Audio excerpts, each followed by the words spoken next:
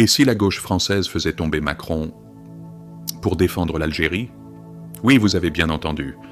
Ce scénario qui semblait inimaginable il y a encore quelques mois prend aujourd'hui des allures de réalité politique, car derrière les discours officiels et les sourires diplomatiques, c'est une véritable tempête qui secoue Paris, une crise où l'Algérie est au cœur des débats. Alors que la France traverse déjà une période de tensions sociales et politiques extrêmes, un nouveau front s'ouvre, et il ne s'agit pas de n'importe quel front, celui de sa relation historique et tumultueuse avec Alger. La gauche française, emmenée par des figures comme Jean-Luc Mélenchon, a décidé de frapper fort, d'utiliser la question algérienne pour accentuer la pression sur Emmanuel Macron, et certains vont jusqu'à envisager une destitution du président. Dans un climat où chaque parole, chaque geste peut enflammer les foules, l'Algérie n'apparaît plus comme un simple partenaire, mais comme un véritable enjeu stratégique qui peut faire basculer le pouvoir à Paris. Ce bras de fer qui oppose une présidence fragilisée à une opposition en pleine offensive ne laisse personne indifférent. Mais avant d'aller plus loin et de plonger dans les coulisses de cette crise politique explosive, je veux savoir ce que vous en pensez. Écrivez en commentaire « Soutien à l'Algérie » si vous pensez que notre pays doit tenir tête à Macron. Et surtout, restez jusqu'à la fin, car ce que vous allez découvrir dépasse de loin les simples relations diplomatiques. C'est peut-être l'avenir politique de la France qui se joue en ce moment même. Depuis 2003, un accord liait Paris et Alger. Aujourd'hui, il vient d'être brisé par la fermeté algérienne.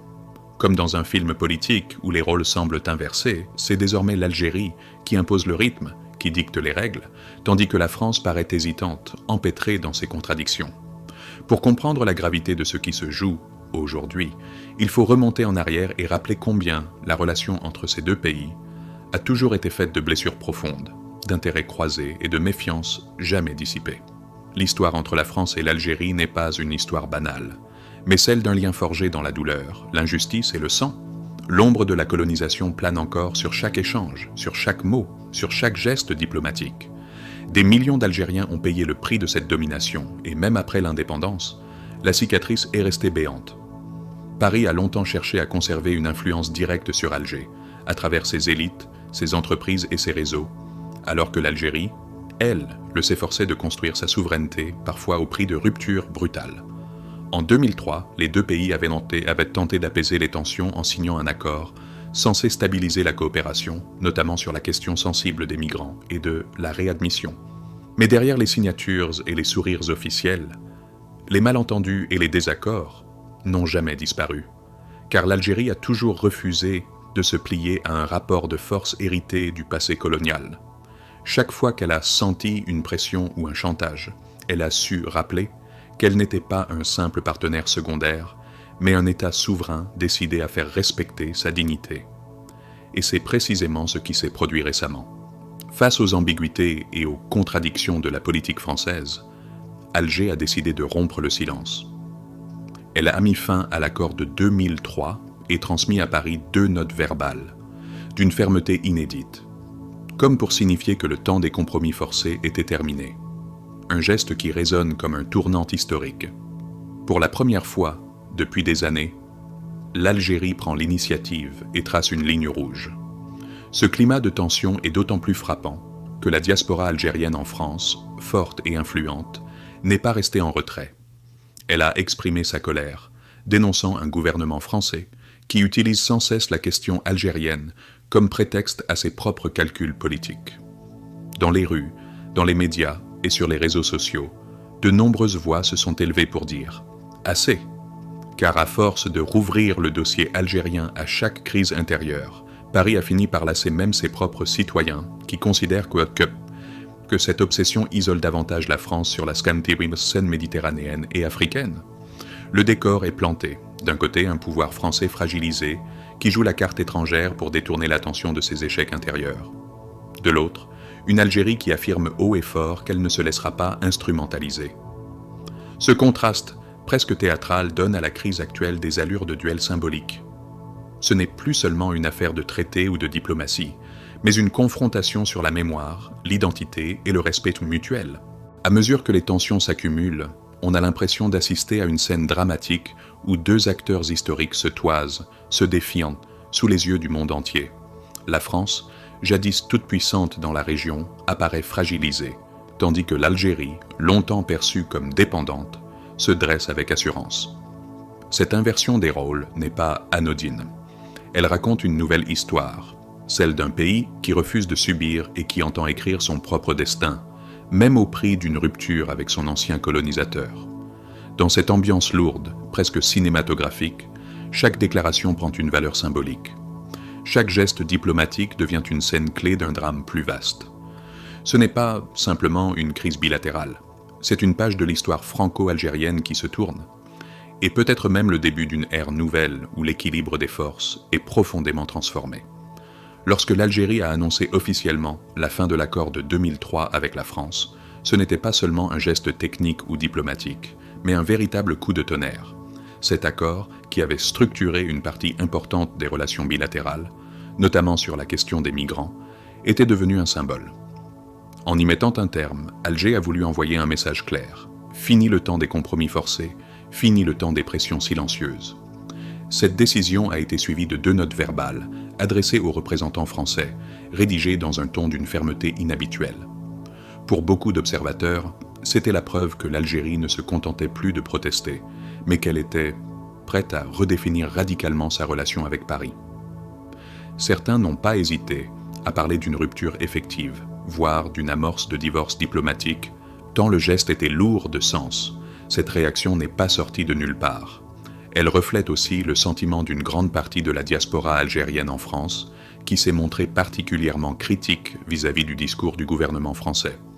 Depuis plusieurs mois, des associations, des militants, mais aussi des citoyens ordinaires, expriment leur lassitude face à ce qu'ils perçoivent comme une instrumentalisation permanente de la question algérienne. Chaque crise intérieure en France semble donner lieu à un retour obsessionnel sur l'Algérie, comme si ce pays servait de bouc émissaire. Dans les quartiers populaires comme dans les cercles militants, cette rhétorique est vécue comme une provocation. Les réseaux sociaux se sont transformés en caisse de résonance de cette colère, avec des milliers de messages dénonçant ce qu'ils considèrent comme une obsession malsaine. Même au-delà de la communauté algérienne, de nombreux Français partagent ce constat et estiment que rouvrir sans cesse le dossier algérien ne fait qu'isoler davantage leur pays sur la scène internationale. Dans ce contexte tendu, la nomination de François Bou comme Premier ministre n'a rien arrangé. Cet homme, qui avait autrefois la réputation d'être favorable à un dialogue apaisé avec Alger, a rapidement perdu de sa crédibilité. Ses premières prises de parole à Matignon ont été jugées confuses, parfois contradictoires. D'un côté, il appelait à des relations équilibrées et respectueuses avec l'Algérie. De l'autre, il accusait Alger de ne pas respecter ses engagements, notamment en matière de réadmission des migrants. Cette ambiguïté permanente lui a valu de sévères critiques.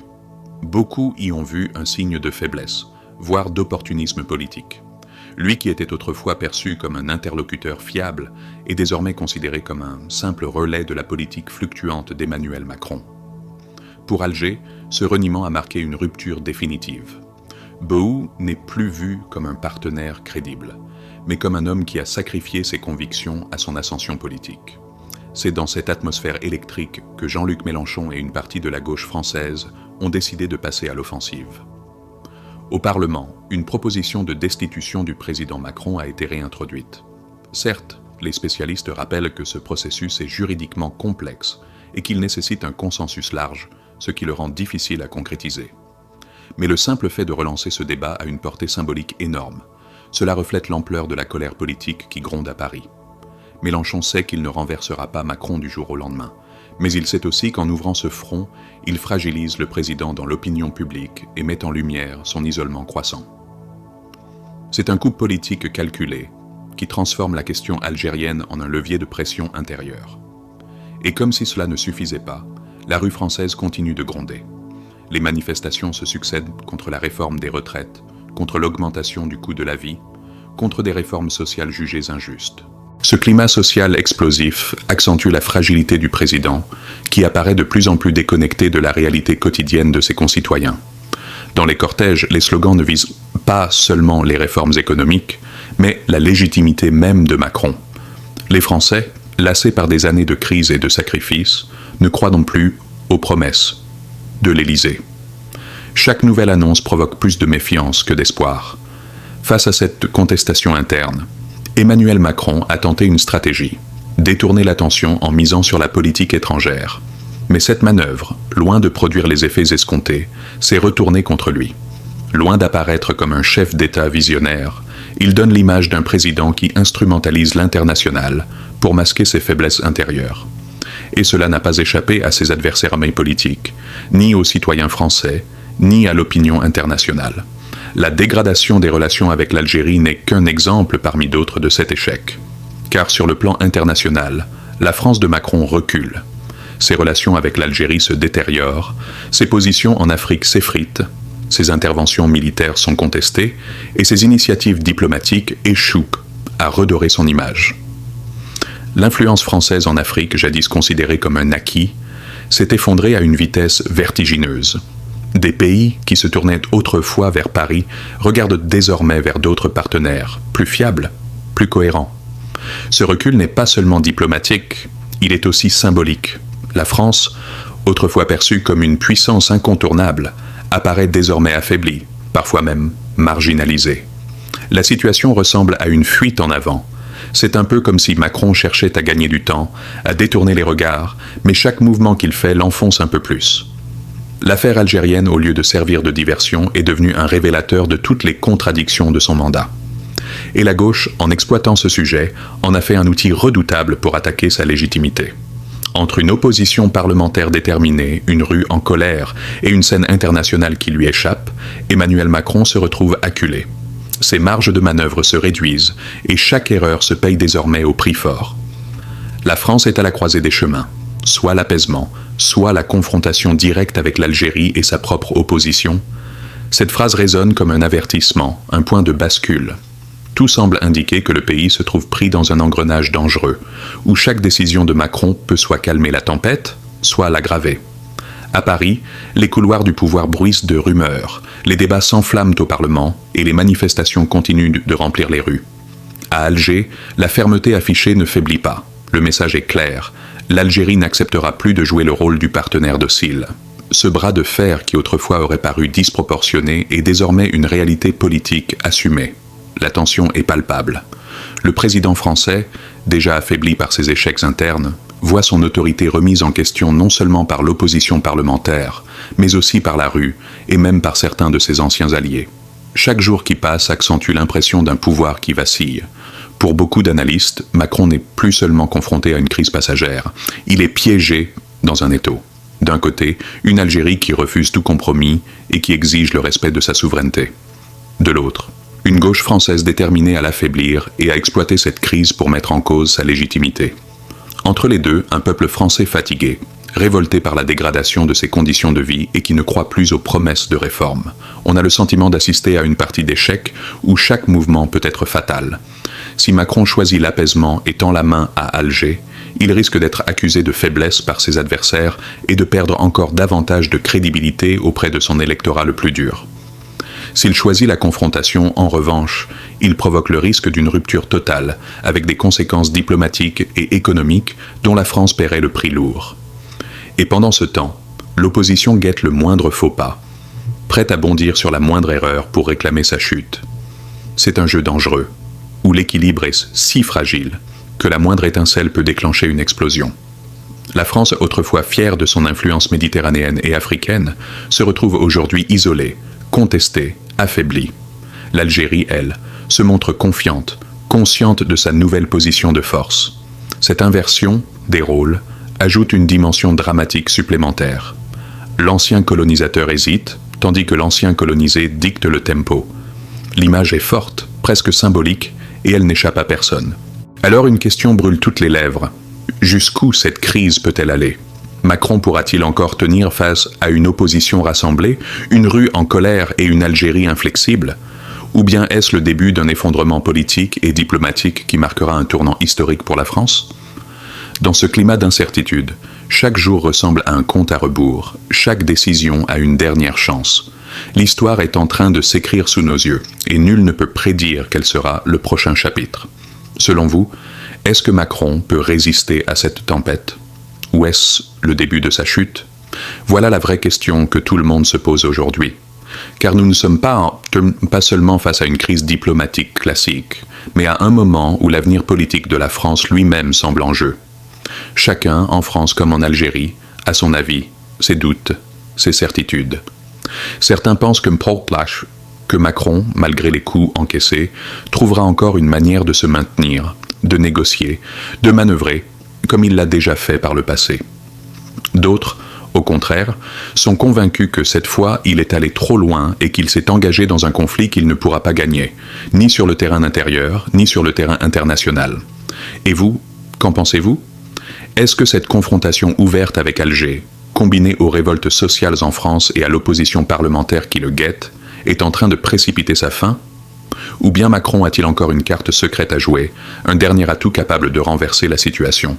Votre avis compte, car ce débat dépasse les frontières. Il concerne autant les Français que les Algériens, autant ceux qui vivent les conséquences directes de ces décisions que ceux qui observent, à distance, mais avec passion, l'évolution de ce duel politique.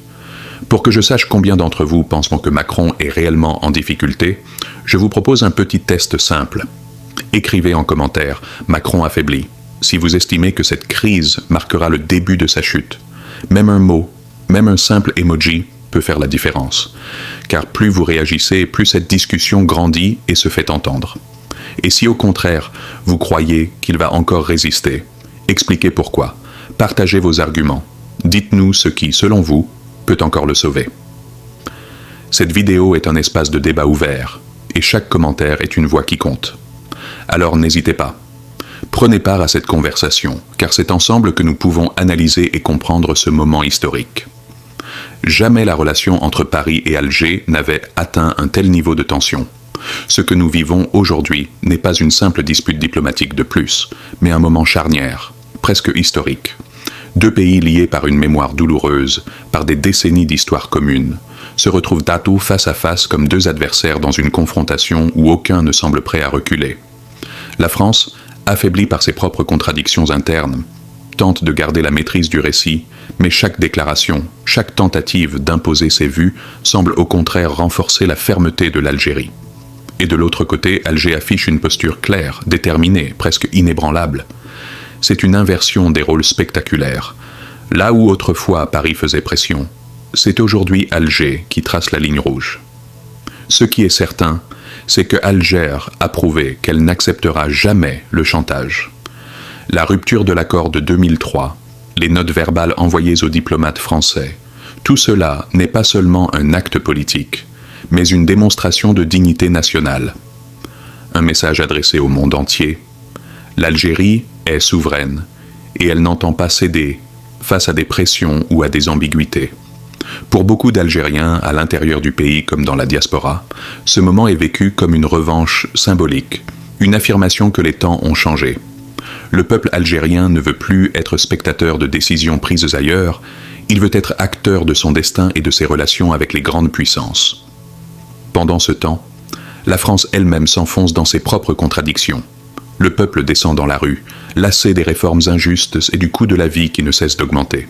Le Parlement est en effervescence, la gauche tente une offensive inédite, et le président se retrouve acculé, affaibli. Comme si tout se liguait contre lui. La rue, ses adversaires politiques, et désormais une Algérie déterminée qui refuse de plier.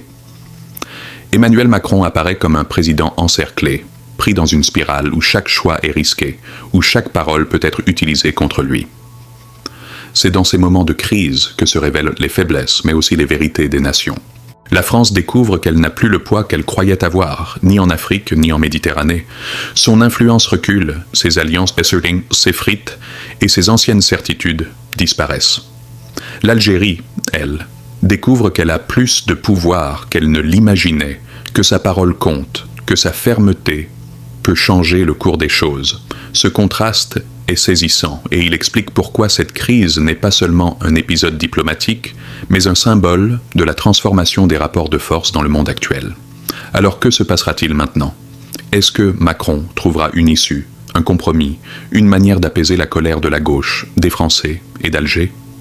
Ou bien cette crise marquera-t-elle le début d'un effondrement politique qui pourrait sceller son mandat ? Est-ce le signe d'une France qui s'affaiblit irrémédiablement, ou bien l'opportunité pour elle de repenser totalement sa place dans le monde? Autant de questions qui restent sans réponse et qui font de cette période un moment d'incertitude totale. Mais une chose reste sûre, l'Algérie ne reculera pas. Elle a prouvé qu'elle pouvait dire non, qu'elle pouvait défendre ses intérêts sans trembler, même face à une grande puissance. Et pour tous ceux qui croient encore que notre pays doit se contenter de subir, ce moment est une réponse éclatante. L'Algérie se tient debout et cela doit nous inspirer de la fierté. Si vous avez suivi cette vidéo jusqu'ici, c'est que vous sentez, vous aussi, l'importance de ce moment. Vous comprenez que nous ne parlons pas seulement de politique, mais d'identité, de dignité, de mémoire et d'avenir. Et pour que ce débat ne reste pas enfermé dans les cercles d'initiés, pour que plus d'Algériens et de Français comprennent ce qui se joue réellement, j'ai besoin de vous. Partagez cette vidéo autour de vous. Plus elle sera vue, plus elle nourrira la réflexion et fera entendre une voix différente. Une voix qui refuse la simplification et le mensonge. Et si vous voulez continuer à suivre l'évolution de cette crise historique, à analyser ensemble chaque rebondissement, chaque déclaration, chaque geste qui peut tout changer, abonnez-vous dès maintenant. Ici, vous aurez toujours une lecture claire, approfondie, sans complaisance, car l'histoire est en train de s'écrire sous nos yeux, et nous devons la comprendre pour mieux y participer.